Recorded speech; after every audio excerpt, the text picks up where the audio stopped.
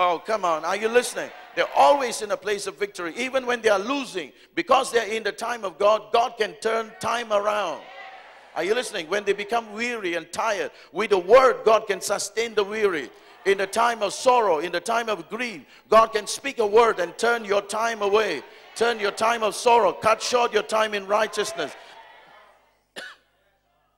That's what God can begin to do. Can you say amen to that?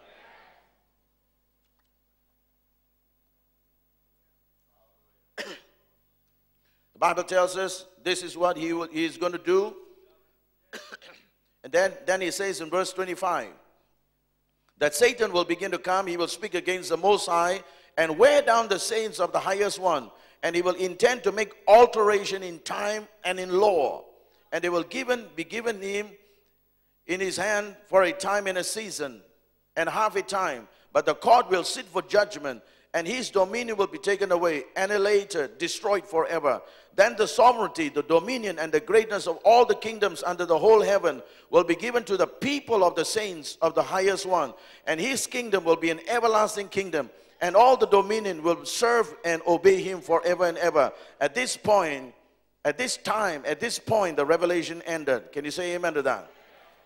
That's why the enemy will try to do everything possible. What is he trying to do? He's trying to alter time. Why? Because if you get confused in time, you won't stay in time with God. And you won't work in time with God. And thereby, he will make you and I become weary. We are not going to be able to get what we should get at the right time, at the right place, because our time is missed out. Are you listening? God wants to send it to you, but because you're reading the wrong time, you're not there on time for God. Are you listening? And when that begins to happen, you will never have the provision on time. You'll never have the word on time. You'll never have the touch of God on time. And so you're always lagging behind, and the enemy will wear you out and try to destroy you. And the Bible tells us that God will begin to the court will sit for judgment, and the judgment seat will be sat, and God will begin to pronounce that the work of the enemy will come to an end. Can you say amen to that? That's why we need the sons of Issachar. We need prophets to go and begin to speak his word and begin to adjust time clock. See, because you and I have been in battle with the enemy. You and I have been in battle with circumstances. The body clock on the inside of us become changed. Because when the bird becomes sick, it does not tune into the frequency of the time of the season. So because the bird is sick, because it's internally wrongly configured, it cannot stay abreast with time. And because of that, when it's time to migrate, it doesn't migrate. Are you listening? It does not know how to rise up and begin to migrate. Even when he heard the other birds flying in the sky. But because it's sick, because it's not functioning well internally, it cannot stay abreast with time. It can't do what it needs to do at the right time, at the right place. And it doesn't have the energy to put in the firepower to begin to rise up and begin to fly in with the birds. And when that happens, the enemy will wear us out. And the enemy will wear us out and take us in and can bring destruction to our life. But God sends the prophets to speak the word of God in season, in time. At the right time, the word will come. At the right time, you will always hear the voice of God. I prophesy to you in the name of Jesus that every morning God will cause your ears to be open. Every day your eyes will be open. Your spirit will become tuned. Every day when you wake up, you can sense the time of God. You can sense eternity in your heart. You can hear the sound of God's voice calling you, beckoning you to come up higher and to begin to rise up. Something sovereign will begin to take place inside you, so that every day you are abreast with him. Every day is a today for you. Every day is a now for you. Every day is not history. Every day is not past. It is now. It's today. It's always fresh. It's always present. I pray for that blessing to come on you in the name of Jesus. I pray for the Spirit of God to begin to ground to you an understanding, such a revelation of the time of heaven. Let the prophetic voice of God, let the prophetic ministry, the prophetic unction tune your spirit now and realign your timing, to readjust your timing, to cause a body clock inside you to sit aright to the tune of heaven, that eternity will be set in your heart, so that you can decipher what God has begun to preordain, what he predetermined. Because of his foreknowledge, it will happen exactly according to what God has said. In the next 26 to 30 months, the Holy Spirit come upon you to prepare you, to tune you in line with heaven, so that when the day of Pentecost is fully come, you will be there. When your day of Pentecost is fully come, you will be there. You will be there to receive heaven's invasion. You will be right at the right place at the right time to receive all that God has planned for you. That none of you will receive less. You will receive all the measure of the things that God has planned for your life. Hallelujah. You believe that? Talk to me. Do you believe that? It is very essential for you and I to feel that. Amen. It's very essential for you and I to feel, because if you are not in time with what the Holy Spirit is doing, when the day of Pentecost is fully come, you will be out of place. 2 disciples have left, and they have left on an Emmaus journey. They were going towards Emmaus, which was 7.5 miles away.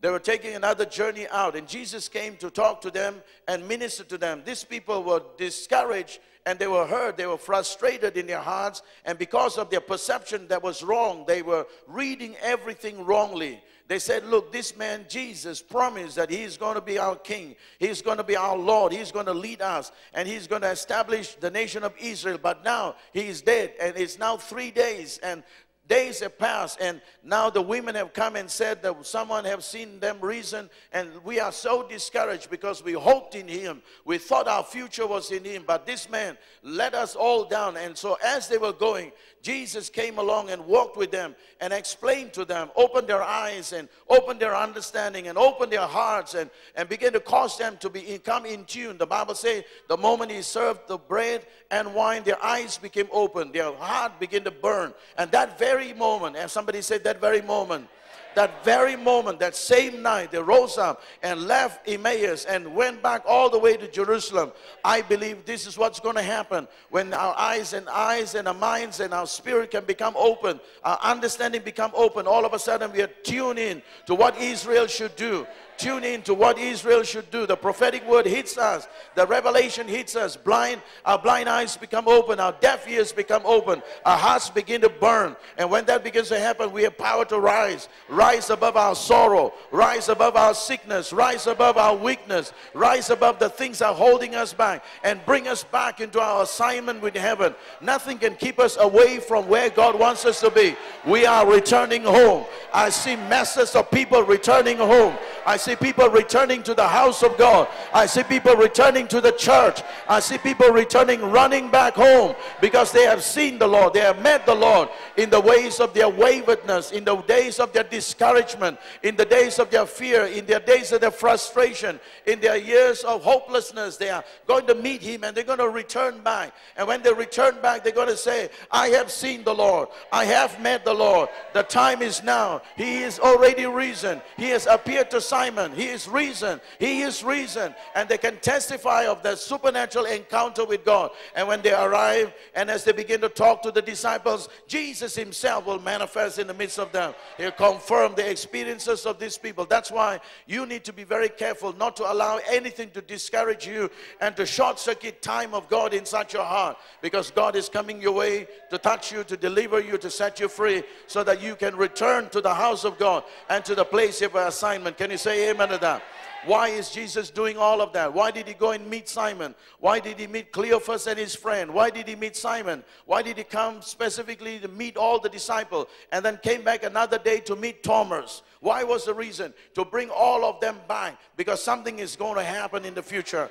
I'm telling you, friends, all across our land of Malaysia, Singapore, Indonesia, and the Philippines, I prophesy to you, those who need to be in the house of God will be in the house of God. Those who need to return will return. Those who need to be there at the day of Pentecost will begin to come in, and they will enter into that place, because when the day of Pentecost, when the time clock of heaven is ready and it strikes, heaven will invade the place. Heaven is going to invade your church. Heaven is invade to your ministry. Heaven is going to invade your family.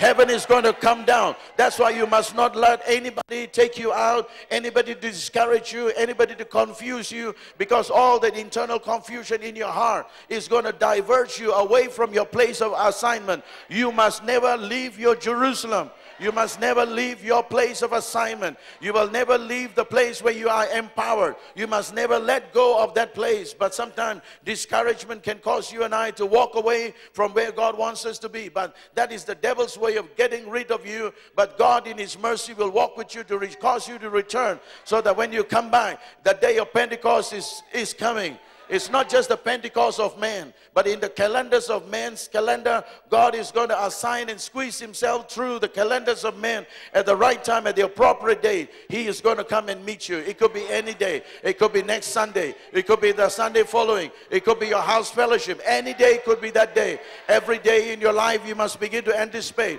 When is that day coming to an end? When is that day coming? It could be today. It could be tomorrow. It could be a next day. I am anticipating. It could be any day that the Holy Spirit can come and invade from heaven. When you are ready, it can break out. When is the day the first million is going to come to you? I don't know. It could be tomorrow. It could be the next year. It could be a year from now, 5 years from now. When is a mighty harvest going to come to our way? It could be any day. It could be any hour. Why? Because when the time clock of heaven is saying yes, you must be ready on the ground. When God is ready, you must be ready to facilitate Him coming from heaven all the way down. You must allow the Holy Spirit to invade your life and come down as freely as He wants to come down.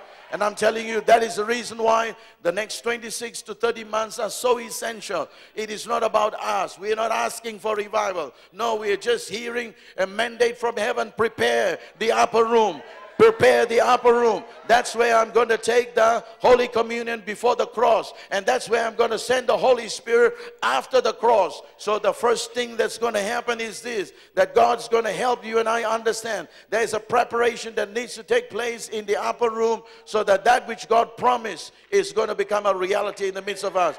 Every promise He's promised us is not just going to come to pass individually, it's going to come to pass collectively. That's why God had to deal with them in the book of Acts chapter 1 and begin to bring every one of them in alignment with kingdom purpose, every one of them in alignment with kingdom truth, every one of them in alignment with all that He has chosen. He revealed Himself to them with many convincing proofs and made them understand, don't leave Jerusalem, stay in Jerusalem. Remember, I said to you, John baptized with water, I will baptize you in the Holy Spirit. When I receive and when I get to heaven, I will be crowned as King of Kings and Lord of Lords. I'll be exalted. My Father will receive all that then I will secure the Holy Spirit and I will pour down the Holy Spirit. But you must be ready, waiting for me, because it's not about your timing, it's about my timing. You wait. They said, God, is it going to be 40 days? No, you just wait. When the day of Pentecost will fully come, what does it mean? When heaven was ready, when Jesus was coronated, when Jesus was being crowned as King of Kings and Lord of Lords,